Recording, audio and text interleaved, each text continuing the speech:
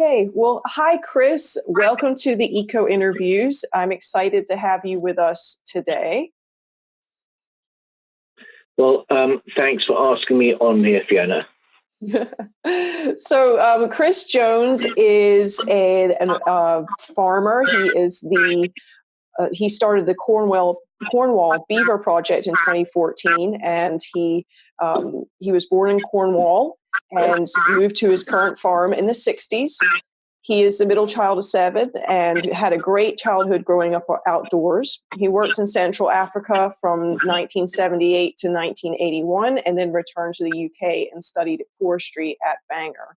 After working for a forestry contracting company from 1987 to 1990, he went back to farm in 1990 when his father died, and he's been running the farm ever since. His farm went organic in 2003 and then to pasture-only farming in 2009. The farm has evolved to include carbon auditing, building soil carbon stocks, and practicing regenerative agriculture. And then from there, he's also been involved in the Beaver Project, and he has 4 children and 1 grandchild. So, Chris, I'm really excited to speak to you. You sound like you've been on the farm outdoors for much of your life, and this has evolved into organic farming, regenerative agriculture, rebuilding the beaver stock in the UK. So give us a little bit of an idea. Were you always interested in nature? Did you always consider yourself an environmentalist, or is this something that's happened later in life? No, I think the whole family has always been very interested in nature and wildlife and living in the outdoors. My father was also very interested always in everything that was going on with nature here, he'd been a farmer most of his life, and his father before that, and so on. So I think historically, we've had a great appreciation of living in the countryside and what else is in there besides us. Fantastic. And you're a little bit older than, say, myself and Mel Smith, who put us in touch. And so I feel like we're maybe the newer generation that are starting to get into this, maybe the city slickers that have just sort of awoken to nature.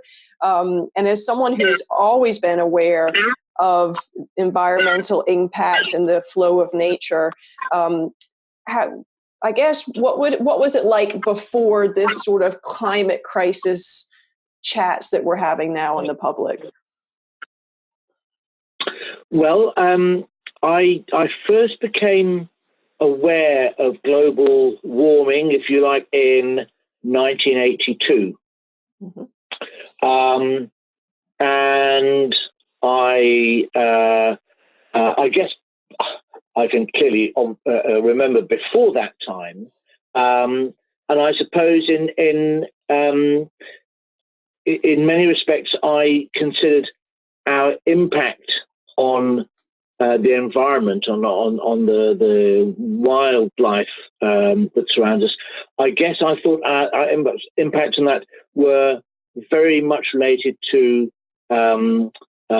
human population pressure and industrial practice and that kind of thing. I hadn't really. Until 1982, I had no idea that climate change per se was out there, and indeed what a big impact that was going to have and how quickly. So I guess in a way, I was always thinking, we're not doing things very well, and things are becoming extinct around us and so on, and we should be seeking to change that. Okay, interesting. Silent Spring was published in 1962, mm-hmm. I think, something like that. And my older brothers, they were aware of that really from just about the time of publication. And this is the sort of thing we talk about at home sometimes, is how things that might have seemed very distant were actually really important, and that we should begin to take notice of them. Excellent. And so this sort of mindset and being aware, as you were, and all the way back to the 80s and before. Is this what led you to transition your farm to organic and then regenerative agriculture, or was there some other catalyst? Well, it's a kind of a roundabout route, really. I was working in forestry up until 1990 when my father died.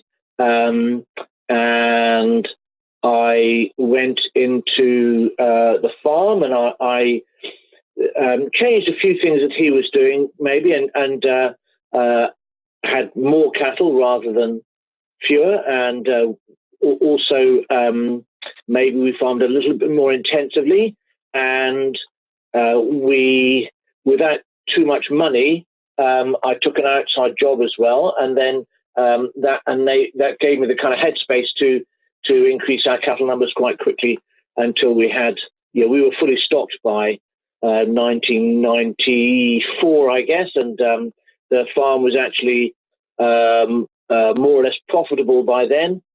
And then in 1996, there was an announcement about mad cow disease, which is a degenerative disease of the brain that we've managed to get a lot of it in the cattle herd, not in our own herd, but across the nation.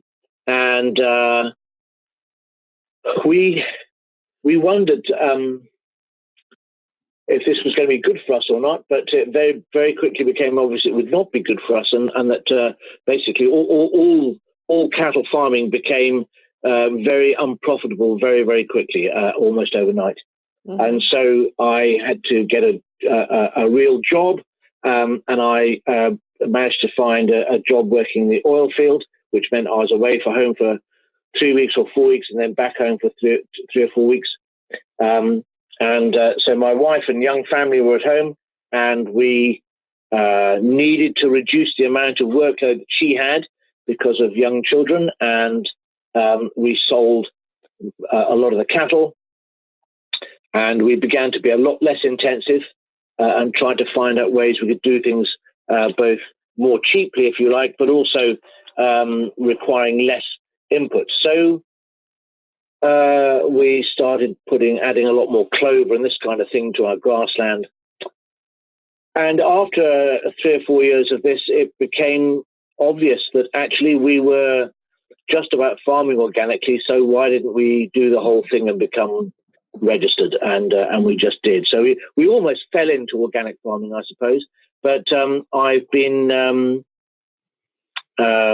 totally convinced since then that it's the way we should go. And I don't mean just me, I mean globally, because we have seen some quite interesting changes in terms of wildlife and kind of how clean the environment is. Mm-hmm. That's very interesting. It's exciting. It is exciting, yeah.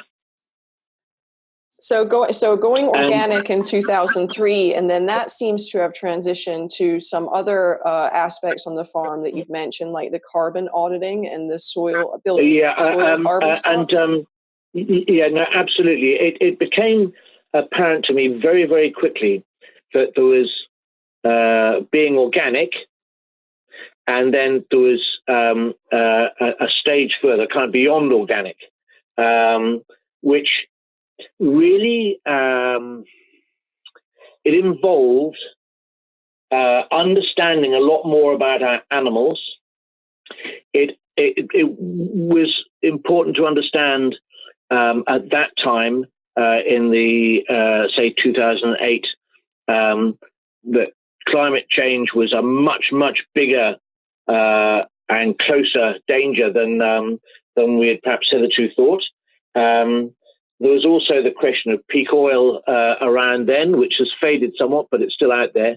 And I had to really try and work out in my head what direction we should be going in. And it just so happened that we had a carbon audit in 2008.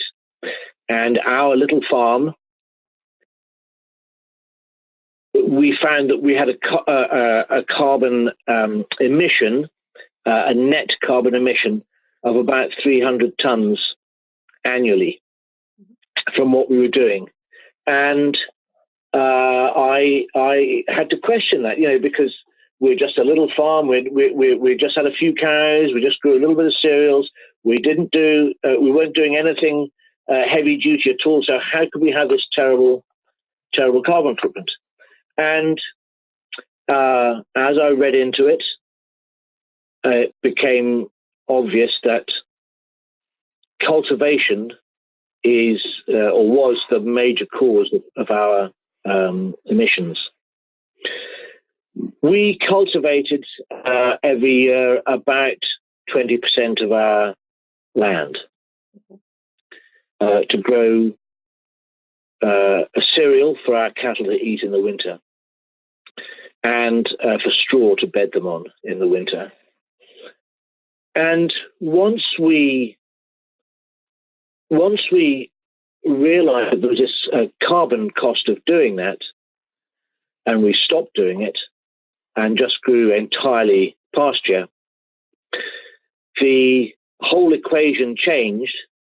And instead of emitting 300 tons, we were now having a net change of 650 tons, because we were now having a net gain of 350 tons of carbon in our soil and other vegetation.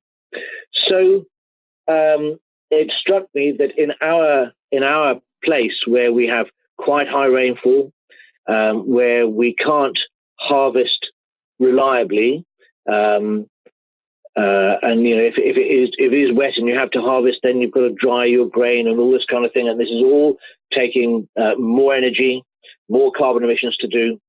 So, and the other thing is we discovered was that ruminants are not designed to consume and digest starch, carbs. They don't want it. It's not good for them, and it's not good for the produce that you get from them either.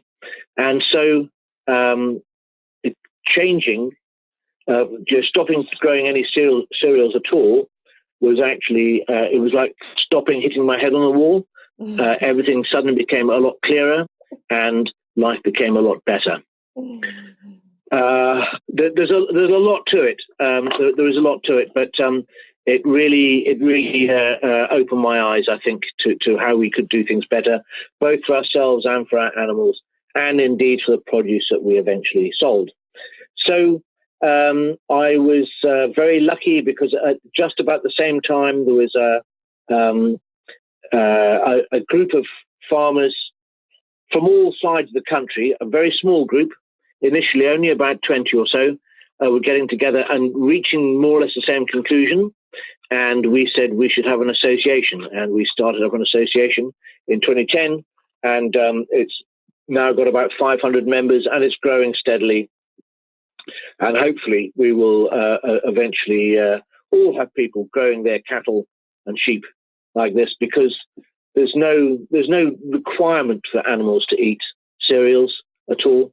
And if you can grow meat and save carbon at the same time, then this is surely something that we should be really celebrating. Yes, it sounds very interesting. I know that regenerative agriculture is something that I'm personally interested in. I'm learning more. I'm going to start a regenerative gardening class this month, because I don't have a farm. Yeah. We have our back garden, but I'm excited about that. But I mean, can you help talk to us about regenerative agriculture? And if I'm using the wrong term for your farm, then please correct me. It sounds like your main product is beef. Is that correct? And then do you? Currently, it's milk. Oh, okay. Currently, it's milk. We have a little dairy herd here, which my nephew looks after. I think regenerative is a really good term. I mean, I don't know or if there is a dictionary definition of regenerative, but the way I see it is that essentially, if you take your land, whether it be your back garden or your farm or whatever it is, if you take that land and at the end of the year there's more in it than when you started, then that sounds like regenerative farming to me. It's farming that isn't using natural processes to provide everything you kind of need in terms of fertility and food for your animals and this kind of thing. I sometimes question whether you can be regenerative and actually doing much in the way of cultivatable crops. There are people in all the continents now, I guess, but I think significantly in North America, who are doing some amazing work with no-till crop growing. So they have the ability to produce, let's say, commercial combinable crops like soy and wheat and this kind of thing without cultivation. And so the crops themselves are not contributing to climate, to atmospheric carbon. They're not providing any emissions. So that is really exciting. We've been tinkering a little bit on the edges of that here, but we feel that with our very high rainfall we seem to get on average, that may change. Though with climate change, that may well change.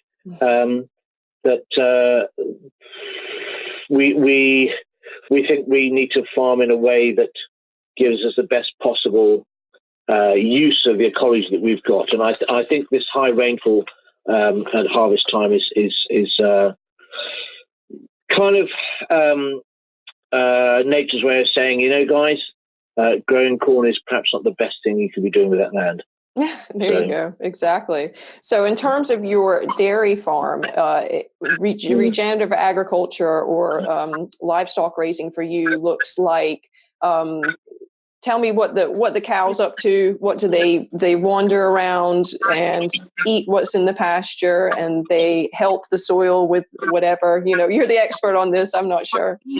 Okay. Well, if we think about a plant, a stalk of grass growing out of the ground there. Mm-hmm. The cow comes along and eats that piece of grass, and the roots that support that grass, there's now too much root compared to the amount of shoot there is above ground. So the root in itself is now struggling to survive, and some of that root will die off and be consumed by bacteria and fungi and this kind of stuff, which are always there in the soil, living in symbiosis almost with the plants in the soil as well.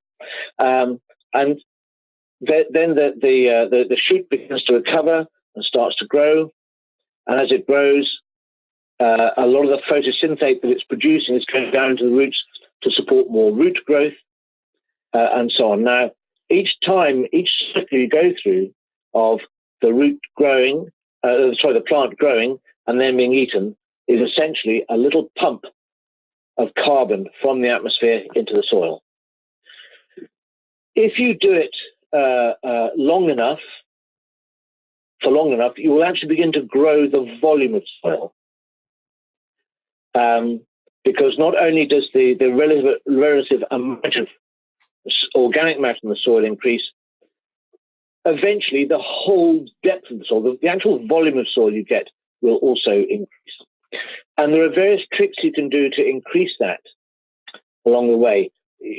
Certainly in this country, it's not the same in the US with your pet prairie grasses, but in the UK, a lot of our grassland species are quite shallow rooting, and if you start to add plants which are quite deep rooting, what happens is they're going right down into the soil profile, and they are taking organic matter straight from the top, straight down deep into the soil. And what we've noticed with our soil is that not only is our soil organic matter increasing, and I can tell you it's doubled in the last 10 or 12 years or so, doubled, Mm-hmm. and it's not just in the top, let's say 4 inches. It's down to 12 inches and beyond that's happening. So it's a significant 3-dimensional kind of effect that we're having. So there are certainly ways that you can boost that kind of activity. Now, I said to you that we are wanting in regenerative farming to leave the farm at the end of every year with a little bit more stuff in it, a bit more soil carbon, maybe a bit more vegetation, whatever. It's you're looking for net gains in your ecosystem, increase in biodiversity, as well as actual bulk organic matter. And one of the ways we can do this really well, I think, is to start to incorporate trees in the pasture as well. And you could do this even with cropping fields as well. And there are some successful examples I've seen in the east of the country where they've done it very well. But if you think of, rather than just planting trees randomly, we would probably put them in straight lines. So it looks a little bit mechanistic. But what it's doing is it's kind of creating an extra dimension. It's growing up into the air. It's beginning to stack a product, if you like, on top of your grassland. And if the trees are far enough apart so you don't get a continuous canopy forming, then there'll be sufficient light coming through for the grass to grow. If you have the rows wide enough apart, you can still drive up and down with a tractor and cut hay or whatever you want to do with it. And you're giving the cows a better dietary offer, because cattle in prehistory were woodland animals, so they're really adapted to reaching up and pulling down leaves and twigs. So it's giving them a better offer with maybe a wider range of minerals and so on, because the trees, they root very deeply and they can bring up all sorts of interesting things from way down in the soil profile. And you have the option in terms of your business, if you like, to start creating other cash flows. So you could plant trees which produce nuts, for example, or trees which produce fruit, or trees which produce a high value timber. So it's a way of, because you're stacking things on top of each other, you're getting more out of the same acre of land. Does that make sense? It does. It sounds super interesting. I want to get my wellies on and go out on the farm right now, if I'm honest with you. I think you need to. And I don't know about South Carolina particularly, but I'm sure if we do some investigating, you'll find somewhere within 100 miles of you, there'll be someone who is really thinking about regenerative farming. I think largely the USA is slightly ahead of us on this. Interesting. Much as it pains me to say that, but there are some really good things going on. But there are really good things going on here too. Yes. And I've just been at this what they call the Oxford Real Farming Conference, which is bigger than the sort of corporate farming conference. You can be in a room with 1,000 people who are all doing things, experimenting with doing things differently, with different kinds of machinery, with different kinds of plants and animals, different crops, different techniques for growing things and processing things. And it's just it's a hothouse of innovation at the moment. And I think very largely this is down to the pressure that's being felt about climate change.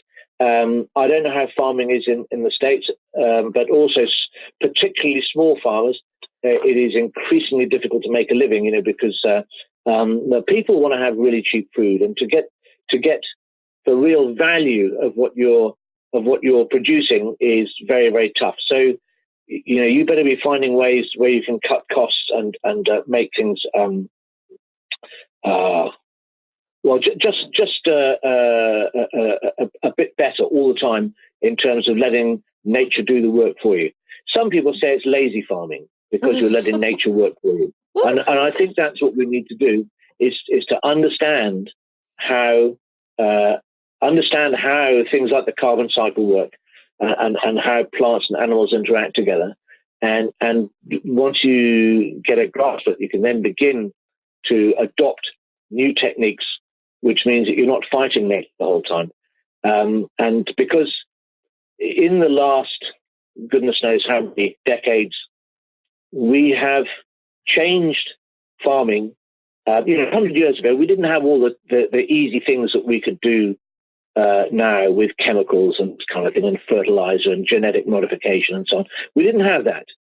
And so farming, if you go a way back, was, if you like, an exercise in applied ecology. But certainly since the Second War, it's become an exercise in applied chemistry. Mm-hmm. And we, farmers, are actually the last people to have benefited from that. The people who have really benefited are the big corporations like Monsanto, like Cargill, the big chemical companies, the trading companies, the big corporates. They've made plenty money out of this. And if you graph everything out, farm incomes have actually been increasing as we've had high yields. But farm profit has been going down. And the only way that farmers have managed to stay in existence is either by taking other jobs alongside what they do on the farm, or by getting bigger. Mm-hmm. And I'm sure if you look into, do you know any American farmers, any local farmers to you? So personally, I don't. My familiarization with the regenerative agriculture movement in the U.S. is through organizations like Farmers Footprint. I'm not sure if you've heard of them. Yeah. But they... okay. Well, what I'm going to tell you is find some farmers, do whatever it takes, find some farmers and begin to know them. And because you will, even if they're complete rednecks, you'll begin to find out stuff. About why they are what they are and how it's come to this. And we are in, I think humanity is in very, very big trouble because we are getting, you're a good example right there. You are very separated from where your food comes from. Yes. And this is not a recipe for success in the world we're moving into. So get to know a farmer. If you can get to know one that's regenerative as well, that's a real bonus. But also, once you begin to get to know some people in the business, there are things you can begin to talk about. And farmers generally aren't really, really stupid. Quite stupid, but not really stupid. I'm sure you can wipe that from the record. Edit that out. But it's culturally, we've got a culture of this applied chemistry world, which is now 3 or 4 generations in. Mm-hmm. And it's really hard to change a culture. Yeah. We know that farmers are hurting because they're going into business all the time. Yes. I don't know if you've got an ag department in your local university, in your state university, perhaps, but I'm sure that you will not be very, very far away for some really good information about what's happened to farming in your state in the last century and half century, and even the last 25 years, and just see how things have gone. I will bet you there are many, many fewer people living off the land than there were 50 years ago. Yeah, 100%. Yeah, our state is the largest industry in South Carolina is agriculture. So I do have plans. I do know some local. Well, I have connections to local farmers that I'd like to interview. But something that you're talking about, I think, gets the heart of it is this idea the shift from living off the land and understanding that the land provides for us naturally in a natural way, and then moving to that chemical agriculture. I think I think that's an important mind shift to note for our entire society, even outside of agriculture. That you know, our planet, we survived for millions of years for a reason, and it was before the chemicals. And you know, this idea of dominating our dominating our natural landscape instead of living and working in harmony with it, just has so many impacts on so many different things. One of the other projects you're involved with is the Cornwall Beaver Project, which I'd love to ask you about. I did a little research regarding beavers in South Carolina. We do have wild beavers. I see them, unfortunately, on the side of our roads run over all the time. And in my state, you're allowed to hunt them and kill them all year round, which makes me very sad. But I know it's different where you are because you're reintroducing beavers to the landscape. Can you talk about the Cornwall Beaver Project and what sparked your interest and motivated you to get that started? Okay, well, there was a bunch of things. As always, you know, very little in this life happens just because one thing happens. It's usually lots of things start to come together. And I was aware, I guess, in the early 2000s that the beavers were beginning to come back to this country. And I was very, very interested in the fact that in Scotland there was a place where beavers had escaped from captivity and actually begun to recolonize a whole river system. And there have been, and there indeed probably are right now, several hundred beaver living in this one river system. So that's really exciting. And they have some great champions. They have some great enemies too, but they have some great champions. And I guess today with social media and all the rest of it, it's much easier to find wacky things going on and who's doing them and so on.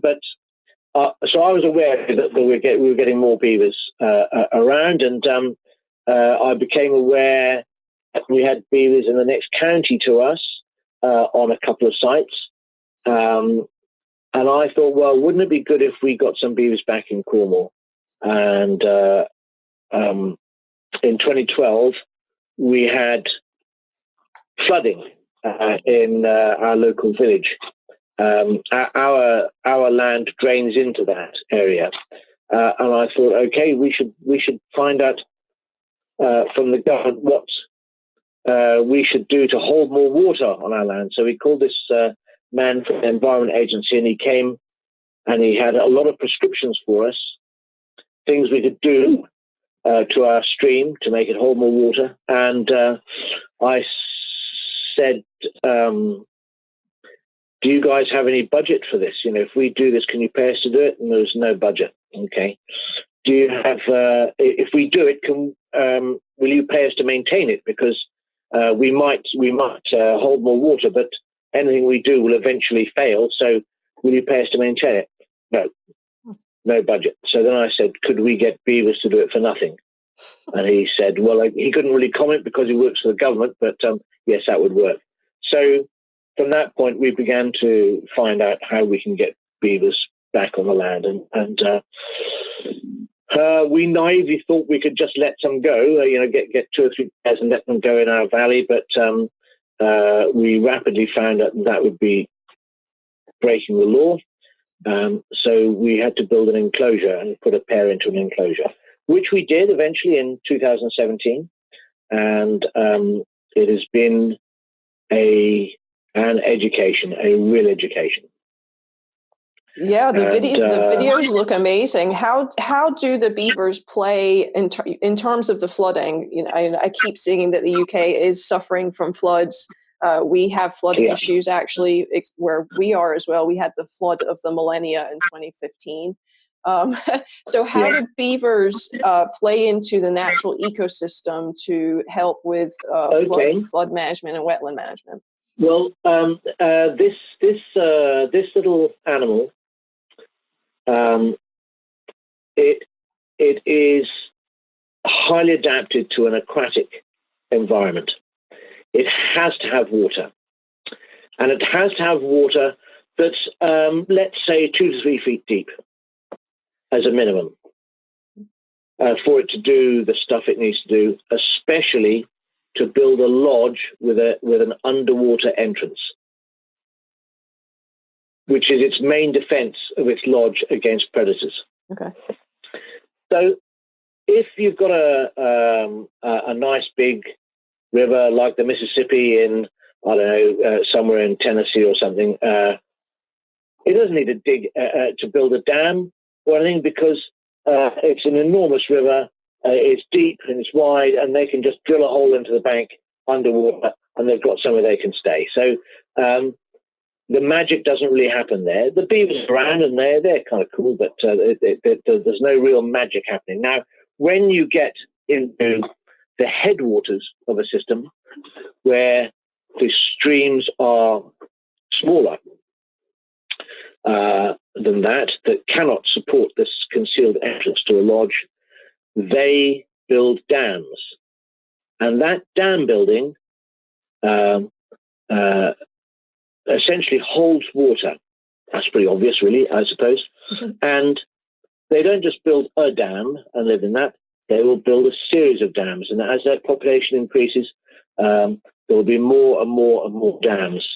And this has the effect of wetting the soil.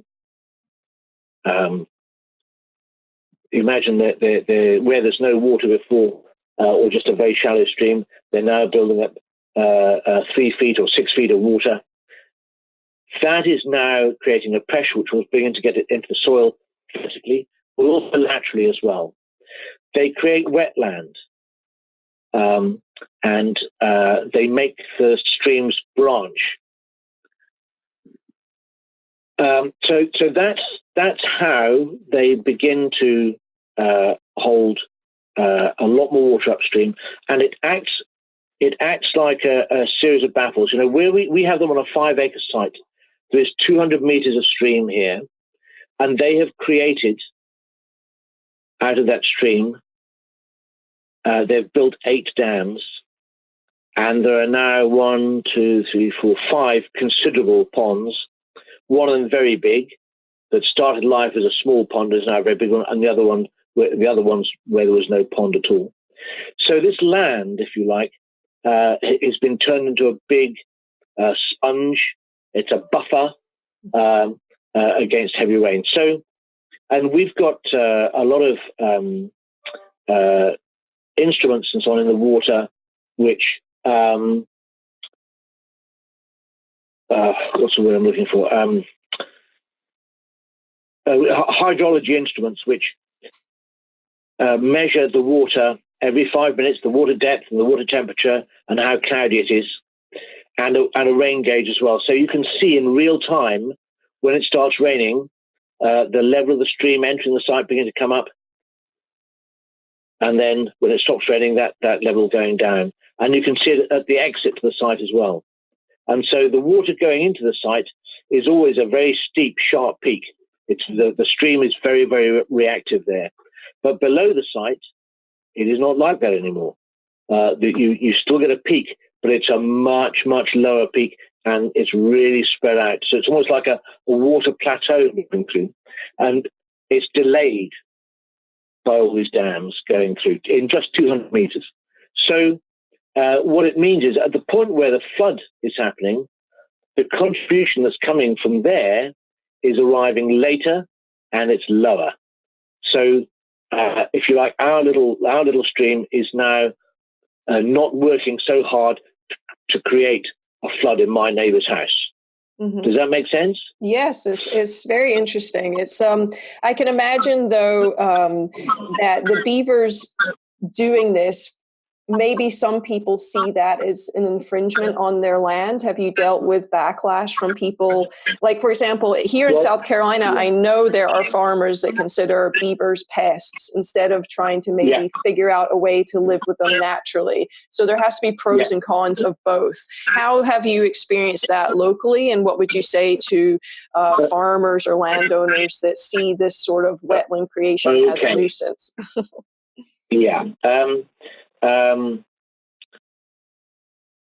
I recognize that beavers have impacts. They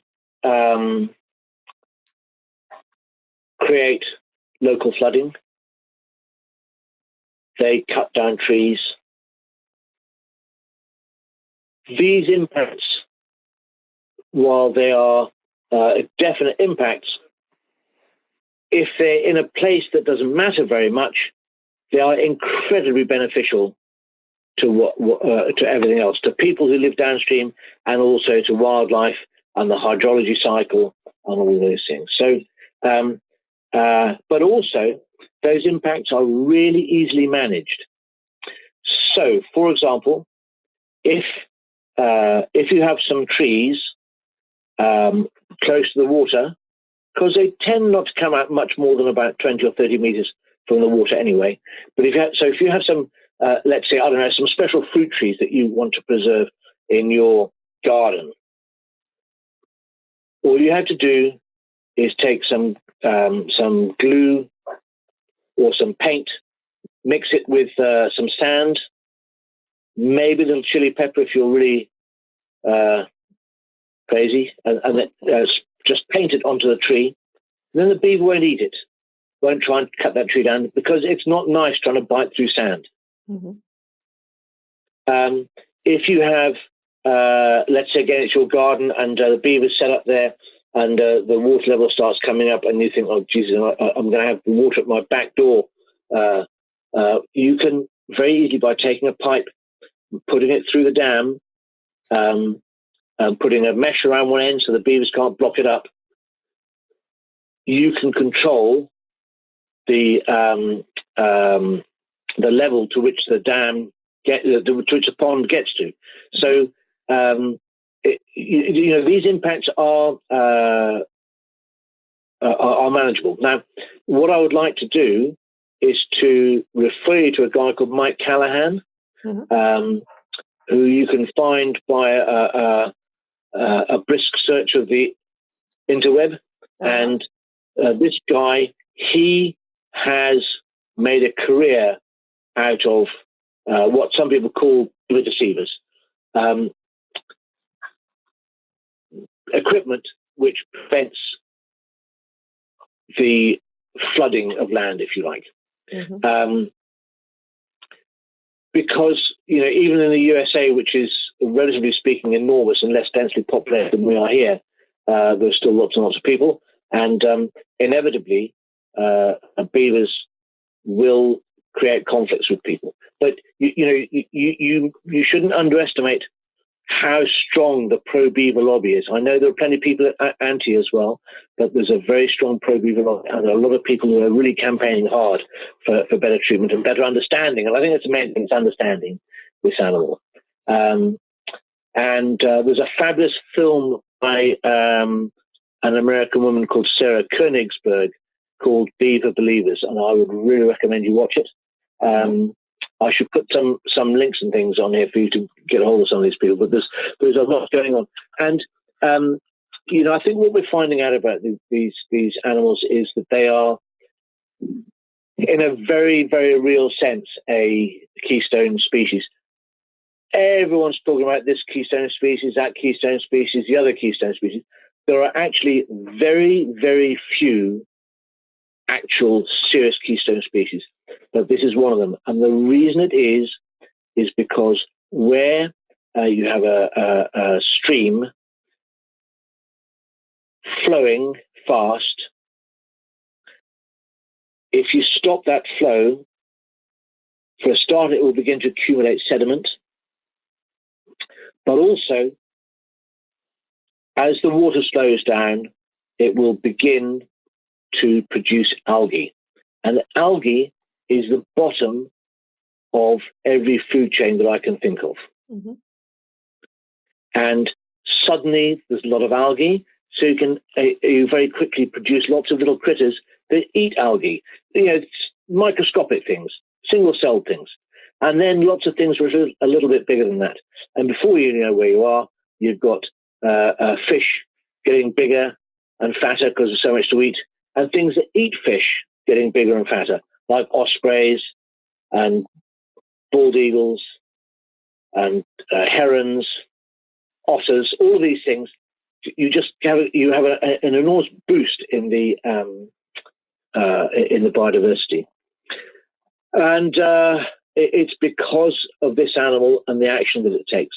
I would recommend a book to you by a man called Eric Collier called 3 Against the Wilderness. Now, this guy was a trapper in Canada in the 20th century, in the middle of the 20th century, and he talks about the effect of bringing beavers back to a part of British Columbia where they've been made extinct during the trapping days. And it is astounding to see the level of understanding that this man has of what the beavers are doing, and the effect indeed of actually bringing them back there. Most extraordinary. I mean, I can understand people not wanting to have their garden flooded or their house flooded, but we can sort that out. I also know ranchers in Utah and in Wyoming in particular who have said to me that their farms, their ranches have been saved by beavers. Because where you get beavers, you begin to get a water that previously might have even been just seasonal, but you get water being held in the landscape. Water tables rise, vegetation starts to come back, and you get green vegetation all year round. And then ranchers, they like cows, and cows like green vegetation. And suddenly, there's in a lot of cases when there's sort of light bulb going off, and they're saying, hang on a minute, these animals are important. I would recommend to you an environmental journalist in the States called Ben Goldfarb. And Ben has recently written a book called Eager, The Story of Beavers and Why They Matter. And there's a lot of very current work being exposed. And in fact, Mike Callahan's in there and all sorts of people. And this is something that needs to be back. I understand there's about 10 to 15 million beavers in the States at the moment. In North America, in, say, 1600, when white people started showing up and wrecking everything, there were maybe 400 million. Mm-hmm. And these animals, where they'd been for millennia, had created the most incredible soil in valleys because they were catching sediment that otherwise would have ended up in the Gulf of Mexico was being caught, and dams over millennia were slowly filling up with this extraordinary sediment, and they ended up with really very, very fertile soil there. And once the beavers had gone, it was pretty easy just to take it over, clear it and farm it. Mm-hmm. Yeah. Go on. Yeah, it's again, I just feel like we're coming back to this overarching theme of man trying to dominate the land, right? We're trying to make it what we want it to. We want to put fences around it and make it square, and we want to, give it the inputs that we want to give it, when in reality, if we let nature do what it needs to do, it provides it for itself. And very often, I mean, I do recognize that fences have a function. Yes. We shouldn't ignore. There are, there are things out there in nature which are just a pain in the ass and can cause you real problems. But mostly, if we sit back and just observe what's going on and learn from that, we can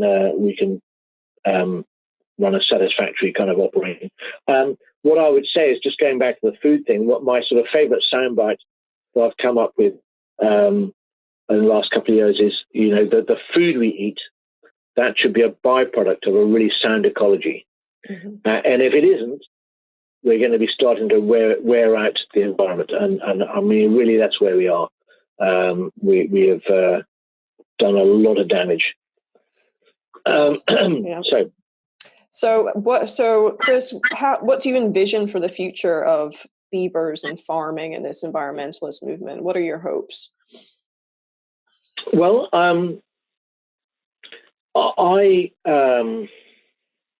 I think we're going to see government begin to accept that the beavers are a force for good on the whole. I hope if they do that, they will also accept that there has to be some kind of management structure in place, because otherwise, if there is a management structure, then landowners, people who have let's say conflict with beavers, they will take the law into their own hands, and that would be a pity. So it's not just a thing of saying, oh, they're nice fluffy animals. We need to accept that they do cause conflicts, and that we should be prepared to control them when we have to. But I also think that we need to be rapidly increasing the range of them over this country, because I think there's a lot of places in rural Britain which have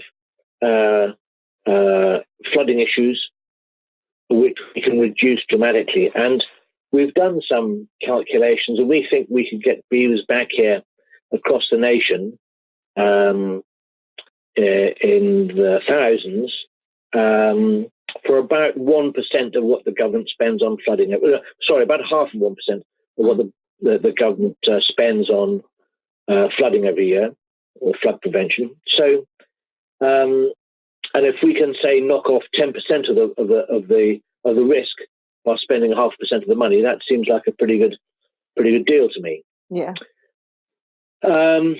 So I just hope that my vision, if you like, is that government gets a bit braver than it has been, a little bit less risk averse, and say, take a punt and say, let's get these animals back. It's not like getting wolves or bears back. They don't eat your children. They don't eat fish. They don't compete with us, really. And I think we should be embracing them. As for farming, well, I think that we get the charge against us sometimes that regenerative farming is not going to feed 8 billion people or 10 billion people or whatever it is. And I guess my reply to that is, well, if regenerative farming isn't going to, for sure, chemical farming isn't going to. So I just think we've got to grasp this and start to work on it seriously, on a big scale.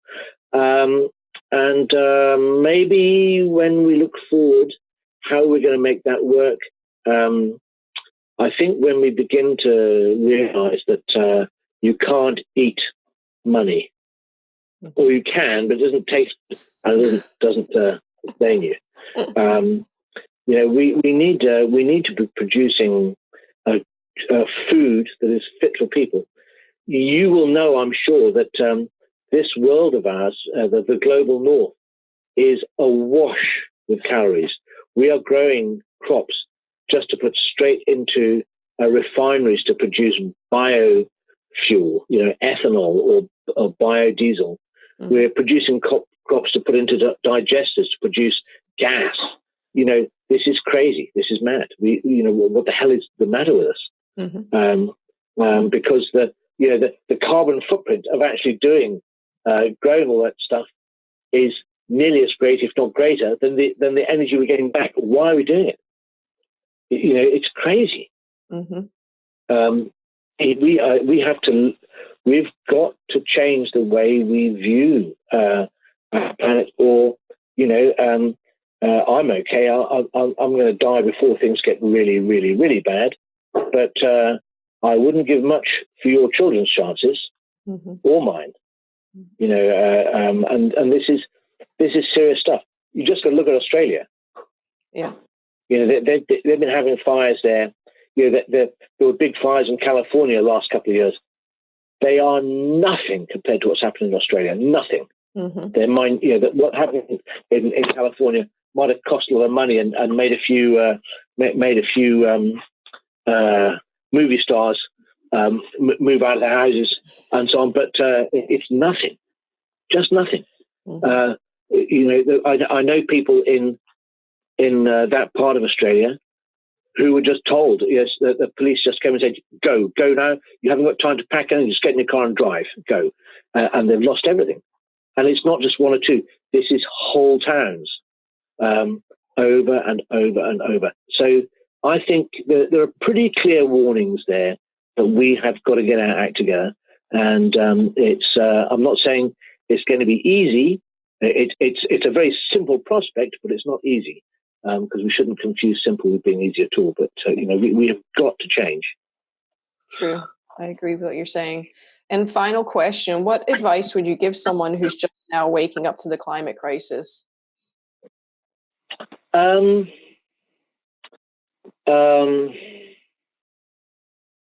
is a very, very good question. I guess I'd be asking,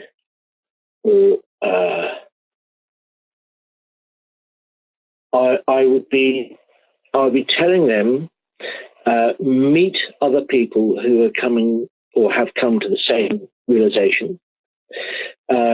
Try to get a grip of what your impacts are and how you can start to reduce those. And this is very hard for us in the West. The real cause of the climate crisis, the real cause of emissions, isn't cows or growing wheat or any of those things that we've been talking about. The real cause is burning fossil fuel. Mm-hmm.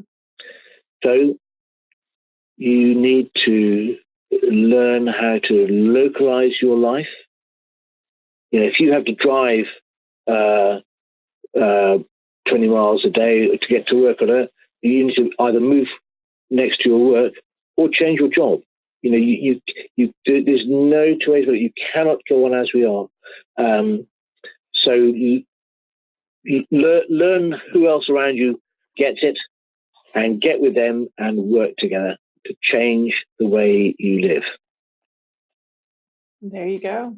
That is great advice. And I hope one of my goals for doing these interviews is to try and connect people locally and then also across the world so that people understand that they're not alone in this realization and that there are people like yourself who are doing things actively to try and improve the situation, and that we all have our own personal individual responsibilities that we can do, but it's going to take a sort of communal effort for us to tackle the biggest crisis in humanity, most likely. So I appreciate you taking the time to talk with me, and I want to go out and find out more about beavers for sure. And I'm excited to be growing more stuff in our backyard and hopefully regeneratively, although we are already organic in our garden, but I'm interested to learn about the regenerative aspect of it. So, yeah. Well, that all sounds amazing, Fiona, and I would be very pleased if you can start taking some just sort of 2-minute movies and getting them up on YouTube so we can see where you're starting from. Yeah. And where you're going to end up. Oh, yeah, that's a good idea. Definitely. So my course starts on January 22nd. So I have time to do a little recording of what our back garden looks like now. And we'll have to see if my husband will either give me some of our beds or if I have to start my own beds. He's a little bit protective of the stuff that we grow right now. He's really the farmer in our house. So, but I'll be interested to see what happens for sure. Okay. And have you grasped permaculture? Yes. Yeah, we don't. Okay. I call our front flower bed permaculture. So. Yeah. Okay. You can never go wrong with. I think fruit trees are the most amazing things. That sort of edible landscape. Yes. We've done that. Actually, we just invested in 4 fruit trees for our front yard. Our front yard gets the most sun, so anything that's being planted in the front yard is edible from this point onwards. So we have some trees planted and hoping for fruit in the next 2 years. It's going to take a little while, obviously. Yeah. But also the other thing to do is get out there and whatever it takes, start to get to know some farmers. Yes, I agree. I will be on that. Okay, Chris, I appreciate your time. I will be following you with everything that you're doing. And it would be great if you could send links to some of the resources that you mentioned. I wrote some of them down. Yeah. I'd be more than happy to share those links with our audience so that they can follow up on that as well. Yeah. Something which I just wanted to mention, which is just recently started, but I've been involved with a group of people who have started up something called the Beaver Trust. Okay. And Beaver Trust is currently just in the UK, but as it happens, we as a group have been having conversations with people in the USA, and I think one of our people will be opening the Beaver Conference this year in Baltimore, and we'll be working with all sorts of organizations in the US, and ideally with the hope of starting up like a US version of the Beaver Trust, or indeed maybe something like Beavers Beyond Borders or Beavers Without Borders. So, because this app has got something for all of us, and we need to be talking about them a lot more, learning about them, and getting them. Yes. All for the beavers. All right, Chris, I appreciate it. Okay. Have a wonderful rest of your evening, and I appreciate your time, and I will be following you, and we'll speak sometime later. Thank you.